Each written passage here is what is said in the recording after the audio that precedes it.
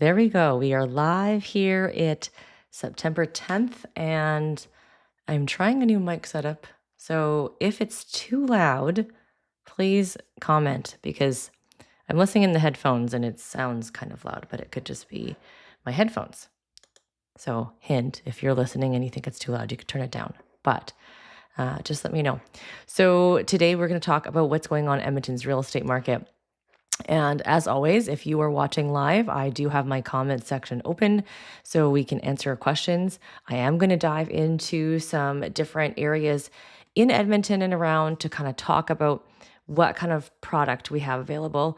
And right now, we're talking all about what has happened in the last week first. So, in the last 7 days, we are looking at the active listings. So, what is currently for sale in the single family home market? If you're interested in condos, this is not the channel for you because I don't talk about condominiumized markets because that's just not an area that I like to work in. And we have a partner who helps us with that. So, you can always email us and I can connect you so you can get some information about the condo market. Back to the single family market. In the single family home market, the market is still moving. Now, we recently had an interest rate drop last week, and that affected the variable rates, not the fixed rates. And it went back down by 0.25 of a marker. We're sitting at just 100, actually not 100, that's a lie. 2,291 to 2,302 is not 100 more listings in a week. That, if you do the math, is just over 10-ish new listings. So very similar to the week before.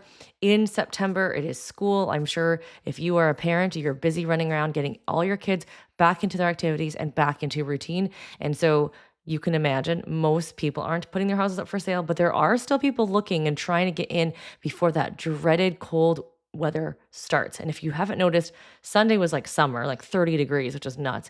And yesterday it was a very blatant in your face. We are in fall temperatures for sure. So the wasps hopefully will go away soon. Those wasps are so annoying. And we've had a really bad wasp season this year. So back to real estate and not the wasp season. We are looking at the active single family home listings. So see here, just a little bit more than last week. And then if you look in, I think it's Spruce Grove that's coming up next. Oh no, it's St. Albert. St. Albert, we went up by again a little bit, and Sherwood Park is down. Sherwood Park tends to have a lower inventory in general, and Spruce Grove is almost identical. Now, these are active listings on MLS. If you're looking at new builds, they don't come up on here unless the builder lists the property on MLS. So you can't use that as a gauge. Now, if we take a look at how many deals went pending in the last 7 days, so in terms of contracts coming together, buyers putting contracts together, a little less than the week before. In St. Albert, we had a little bit more, Sherwood Park more, and Spruce Grove was identical and the same. Now, we are looking at stats every week, but I am filming today what happened in the month of August. So you're going to want to watch that video, which will likely come out next week. And you will want to see what's happening in a month view, right? Because when you look at just the one tree and not the whole forest, it's hard to see the status completely of the forest. I'm looking at stats every single day. And so then I know, and not just every day, I've been looking at these stats for years, ever since I started 16 years ago. So I'm giving you insight of kind of the trends and the patterns that happen. And yes, the interest rates affect the market. Yes, political environment affects the market because the political environment usually affects the job market. And of course, the job market affects the housing market. The housing market and the economy are equally tied together. When things are good for oil and gas in Alberta, our house prices tend to go higher. So that is not a political statement. It's just an observation of what happens in our Edmonton real estate market. Now in Edmonton, because a lot of people are moving from Ontario and BC into Alberta, including investors are looking at now liquidating BC and Ontario and purchasing in Alberta because our rents in Alberta have gone higher than they have ever been in the last few years. And so now it actually has a little bit more it's a little bit more lucrative.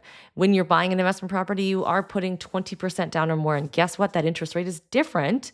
If you're not a seasoned investor, you don't realize that the interest rate's not going to be the same if you were a first-time home buyer. Now, the interest rate's also not the same if you are putting 20% down or more.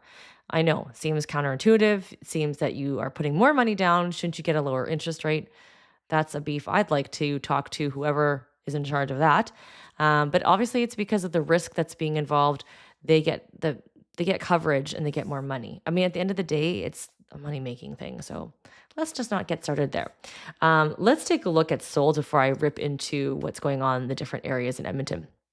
We're taking a look at the last 7 days. We had a lot more sales, 10% increase in Edmonton last week, in St. Albert and Sherwood Park and Spruce Grove. Very, very similar from week to week. And what does that mean? If these offers were written last week or the week before, they went firm or they were an unconditional offer. Again, I saw some of them this year, but definitely not the pace that we saw a few years ago. They still do exist, but it depends. If you've priced the house too high, it is unlikely that you're going to get something, and even multiples people are scared of if it is kind of on the cusp. They're not completely oblivious, and they have higher interest rates they have to deal with, and they don't have that flexibility to go higher. Now, that being said, you've got people from Ontario and BC who have a different lens in terms of what is reasonable pricing and what is not. And so that is also one of the factors I believe that is increasing the market and the price. So I'm going to share my screen and we're going to dive into some neighborhood information because I know that is a favorite of many of you. So let's start off by taking a look at a map. And if you're watching live and you want to see a different area, this is from last time. We're going to remove this comment. So in Edmonton, you might notice in my videos, I talk a lot about West and Southwest Edmonton. That is because that is the areas that I primarily focus in. I do some infills and whatnot in this area, but if you're looking for information in the North and Southeast, again, this channel is probably not for you because I'm not going to be covering that information, just like I don't cover condos. So again, you can send us an email at contact@relife.ca and one of our team members will be happy to contact you who have the expertise in that area. So I'm going to talk today about, let's just take a look here. In Edmonton, you can see we have, for those of you watching, don't know what this is. This blue line is the North Saskatchewan River, and the 216 it's called the Ring Road. It goes all around Edmonton. There is construction, so annoying, right around this area right now. And then this is the White Mud. So it goes here. It kind of is a funny road, and this goes towards down south, goes towards the airport. And then we have the other major road here is Yellowhead, which is 16 right here. 16. 216 is the Henday. So anything you purchase that is close to the river in general usually is a very safe bet because in our market, when I saw the market crash, when I saw the market low, this area always maintains its value. Now, even when you look closer, I want to show you these areas here. Areas like Rio Terrace, Laurier Heights, Parkview, and Glenora and Crestwood in here. Those areas are always in high demand. There's always people literally waiting for properties. There's always a low inventory, not just at this time of year or this time of season of whatever you want to call this, because it's high demand. There's a school here. Lots of kids go to school here that want to live in this neighborhood. Lots of young families. And it's really close to River Valley. It's close to downtown. It's close to the U of A. You just hop there. There's lots of things to do here. So this area is in high demand. The average price in this area is quite high. And for what you get for your dollar in these areas versus what you get in the suburbs, some people choose to move to the suburbs because it's more expensive. Now, I will tell you this. If you are a first-time home buyer looking one day to enter here, because I'm telling you as a first-time home buyer, you may want to consider the actual steps in becoming a first home buyer, which is enter in the market. We were spoiled 5 years ago, 6 years ago, when you could buy your ideal dream home as your first house. And so it made a lot of people excited to buy a house. And I still think it's important that you are buying and getting into the market as the market continues to increase. So I think it's important for you to take a look at what can I do to get in the market. You may not be able to get in the market here because I'll share with you in a minute the average price in Laurier Heights. But you may want to consider, hey, there are other areas that are kind of close that I could invest in, and the equity will grow. And so there's little pockets here in the West Edmonton that you can take a look at. For example, let me just zoom in here. Linwood and Elmwood are great neighborhoods that continue to grow in their equity. There are certain areas in this West End that I would stay away from due to crime, and therefore it does affect property values. McQueen was actually where we first had our first home, and it grew a lot of equity. I mean, we bought our house before the boom of 2007, so we made a lot of money. That's all timing, though. You can't always time things, right? But we bought that starter bungalow that was older from the 50s, did some work, some sweat equity, which a lot of people haven't done. Now, it's not worth it to do the equity if you're going to do a DIY hack. And you have to be honest with yourself. If you're watching YouTube and you're just putting things together, might not actually add value. It might actually take away value. So important to understand that. But if you were to invest in homes like this, then you could make a certain amount of equity with some coaching with your realtor. Then you can actually sell, move up, and then get the starter home in these areas, build up equity, or just over time make it yours to get in, buy the home that does need the work to get in. And that is a challenge for many people these days. They don't have the time or the skills to be making things their own and making it look beautiful and great.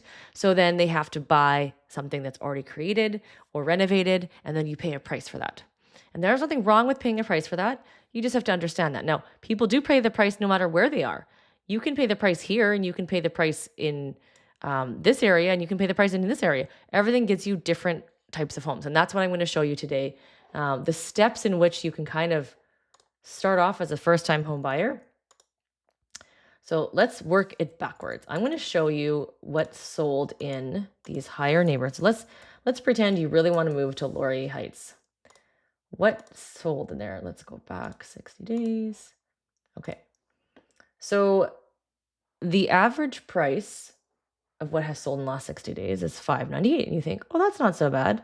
Let's take a look at what you get, because this is just land for $238,000. If you're looking at new build, you'll know that there are some lots that are actually that expensive, but usually they're a little bit lower. So you got to take that in consideration. These lots are much bigger. So then you are competing with investors who want to split the land and put those skinnies on there. Word to the wise, though, Laurier Heights is not a good area to sell skinnies because there's a lot of young families that don't want to live in those skinny homes. They do actually like the big homes. So there are people that will buy the land. Now, if you're a first-time home buyer and you don't have a ton of funds in place, that may be not the smartest idea, because that's a very big investment, because you're paying them. You have to buy the land, then you have to find a contractor or like a home builder to then build the home, and you have to draw mortgages. It's not like you don't have to pay anything versus when you're buying in the suburbs, right? So it's important for you to understand how that works. So let me just see. Hi, Lewis. Yay, you finally caught me live. I'm like I don't even know what I'm trying to say. I'm like a thief in the night, just kind of showing up when I want to show up. Okay. We don't want this to happen. Do you see this? I'm updating my software, and we definitely don't want to have that updated right now because it'll shut down my computer. All right. So we're going to take a look at Laurier Heights, and this bungalow sold for $465. So a lot of people are looking for homes under $500 and under $400. That's the most popular price point in Edmonton. So if you're looking at this, you're going, oh, that's not bad. $465. Okay. So driveway here is going to need to be replaced one day. Now, yes, it's all cracked. Does it need to be replaced immediately? That's up to you. Kind of would be a pain to shovel your snow in the winter. And this is a single car garage. So side drives are not my favorite, but certain neighborhoods, there is no other choice. That's all you have. Why are they not my favorite? Well, my husband used to be a home inspector, and he talks a lot about this area, ground settling, and it moves towards the house, and that's not great for the home. It's not great for the basement. It's not great for the water. I'm not even going to get into that ranch there. You can see the grading, and these older homes have this huge front yard that new homes don't. They have huge trees. That might be cool. Might be something you want in your neighborhood, but do not forget to do a sewer scope, because these trees have big roots. And yes, you would be worried about it in your foundation, but also my concern is it in the sewer line? That's not good. You don't want tree roots in your sewer line. You can easily clean them, but sometimes they need to be replaced. So it's important. So we walk into the home and realize, oh, it's 465, but it's not exactly move-in ready. Now, it can be. These homes are typically quite clean, to be honest, cleaner than most homes I see. And this cool vintage thing that was cool back then, wasn't cool again, and now I think is cool again. I don't know. Interesting fact: one of my first home was a bungalow. We didn't have this whole setup. We had like a little half wall here. When we took that down, it actually completely opens up the feel when you're in here. So this house has that's on original carpet. This would have had hardwood, so I'd be curious if there was hardwood underneath, or sometimes they glue this carpet down, which is sad because it does ruin the floors. These windows look newer. This is what you would get. And this is a great first time home. Now, you might be thinking, Melody, I do not want to live in my grandma's house. But the question I would ask you is, what is your intent and what is your purpose for your home? If you want to make a lot of equity over time and over years, this home is great. As long as the bones are good, which usually these homes are, then you can take your time and move and do things. Now, some quick things you can do before you move into this house would be to take the flooring out and replace the flooring and paint. Huge change from just two things that wouldn't cost you a ton of money. Fun fact, you can get a like, what do you call it? I got distracted by your comment. I will answer that question in a second. You can get you can get it added to your mortgage. So you can get a purchase plus improvements mortgage to do that if you don't have it. Now, you do need to have the cash to pay for it up front, but then it can be rolled into your mortgage. This is the basement. Now, if you're saying, Melody, I don't want a basement that is so low in ceiling, well, then you need to move out of the older area and you have to go new. Why am I showing you these older areas? Well, I'm showing you that there is a way to enter into the market. And you might say to me, well, I can't afford 465. I can only afford in the 300s. So maybe we should find a house for you in a different neighborhood that is still an older area in the 3 to 4s. It's still going to need renovations, but it can grow so that you can, let's say, buy it for 350 and sell it for 400. You're probably going to have to put some money in it, so you wouldn't have that much extra equity. But over time, when you live there, it also grows in equity as well. So you're not flipping it; you're living and growing that equity. Then you can pull that, and now you have a big enough down payment, and hopefully you talk to your mortgage broker and coaching as well to then move up to the next price point. And then you move up and go, okay, now you can afford.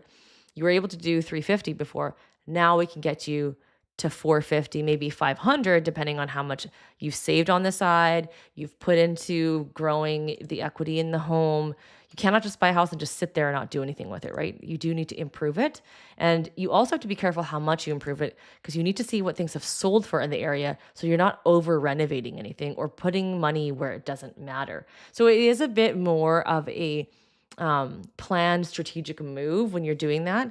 But for first time home buyers, that's not like it's not always about that pretty shiny thing. Now, you may not have the abilities to do it or the time. So where would you go?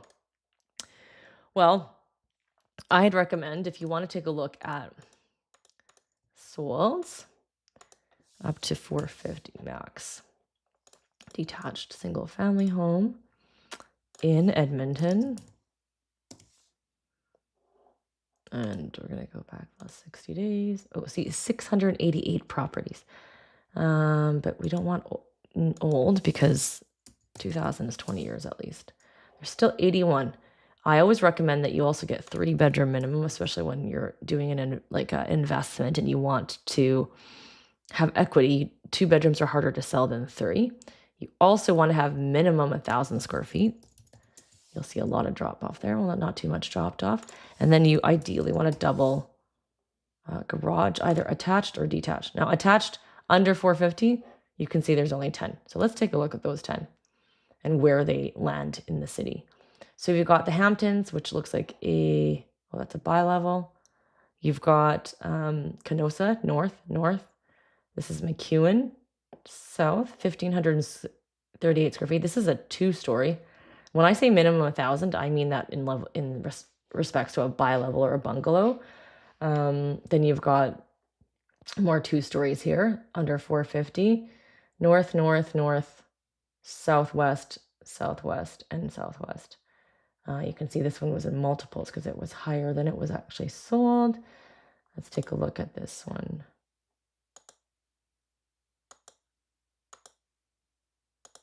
I think I showed this. Either I showed this to you guys or I showed it in person. I can't remember now. This one has a completely redone kitchen because this would have been an older style. It's an older home. They've definitely done updates to it, and you're thinking, "Wow, I can get at home with updates for 450." It is possible. Don't forget, it's a 1,531 square feet house, so this is a starter home. You might feel crammed in here eventually, but honestly, you could make this home work for sure, especially if you finish the basement or if the basement's already finished. The bedrooms are a bit smaller, you can see. But man, for 450, that is a great deal for a two-story home. And then Rutherford is a very coveted area. There's lots of transit there. That it was listed for 439 as well. So you can see it sold for about just over $10,000 more than list. This one's in McEwen, so pretty close to Rutherford. But you see, this is the kitchen it would have had. So this is interesting because now let's just take a look. Just want to see. That one sold for 450 as well, and it was smaller. McEwen and Rutherford are not that far off in terms of location. They're both 3 years difference. Oh, yes. So fully finished basement in the Rutherford house, unfinished in the McEwen. 450. Why did it? I'm going to look at this one. Might have been backing a road. Okay, so that's interesting because they sold for the same, but this was smaller. Oh, you guys can't see this. This is smaller than this one, but they sold for identical price. Now, obviously, I'd have to look in deeper, and when we work together, we always go through all the comparables. But you can see it is possible to still buy, but it doesn't last. You see 12 days on the market. It didn't want to sit there on the market very long. That likely got an offer right away with some conditions, and then it sold. So I just totally deviated from the Laurier Heights, but just to show you that it is possible to buy. Now, the other Laurier Heights homes, like this one sold for $775. And you take a look at this. This is gorgeous. This is the vaulted ceiling. This has been painted. It's been updated. People say, I'd move here and renovate over time, but it's also really hard to just get in here to get a home like this, to then spend the time. Remember I told you just change the floors and paint? Just imagine if that's what you did. This is such a big difference, not only in optics, but then the value changes as well too. So this is obviously not just floors and painting. They've also redone the kitchen cabinets. But I don't know if they've really even changed the layout. It looks very similar, likely to the original layout. As soon as you blow out walls, it costs too much money, right? Like it's a lot of money. But look at the simple things that they did. That banquette is cool. I wonder if that was original and they just recovered it. So a lot of kind of cool characteristics from before. Put new doors in. New light fixtures can make a huge difference. People don't realize. Lots of character. There's a barn door. And then the ensuite. This is a stretched out picture. Nice shower. This is a nice home for $775. Now, let's see. What do you get in suburbia land for $775? If we go back here, go 700. Yes, I know. To 800. Now you will get an attached garage in suburbia land. Let me just do the zones here. We'll look at the west and the south. These are zones. Oops. Let me just take a look. 56. Okay. These are the zone areas. So you see here, I'll just take off all these parameters. What am I going to get for $775? You're going to get a house in suburban land. And if you notice here, there's a lot of red. It means it sold less than list price, very few green. The demand in Laurier is much higher. The land is bigger. But the house here, you can see the square footage size is quite a bit larger. And I want to show you apples to apples. So 770 in Windermere, 2,600 square feet. And you can see this is the kind of home that you would get in Windermere for the same dollar. So you still get the white, still get that look, but a very different feel. And this is obviously a little bit more standard looking. You see this in a lot of homes, and some people are okay with it and some people aren't. Your yard's going to be much smaller. You can see the backyards here of these other ones, right? This is a beautiful house. And I actually probably picked like the perfect comparison to that other Laurier Heights house. Very similar color palette. There's like a bonus room here, right? You got a very different feel of a house for the same dollar. This is just crazy because $775 in Edmonton. This home just 5-6 years ago, let me see. Yeah, 5-6 years ago would have been $50,000 to $75,000 cheaper. So we don't normally see such a huge increase. I don't predict that it's going to go up that high again over the next 5 years, but who am I to say? We always go on cautiousness here. See, look, another barn door. I literally picked a very similar style in one sense. Now this is the basement of this house. Let's go back to the Laurier Heights house and finish looking at those pictures and take a look. So you can see the different layouts, very different feel. It's got a much wider frontage, right? So you don't have a long, narrow, you have a wide home. Let's just see. We saw these ones. I want to see if the basement is finished here.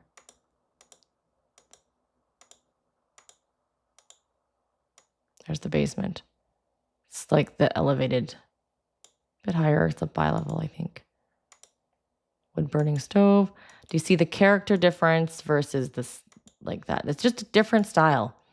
Now, these homes aren't exactly for sale at the same time and you get to pick. Like that could be possible, but you need to understand what is important to you. There's going to be other things involved when it comes to buying an older home.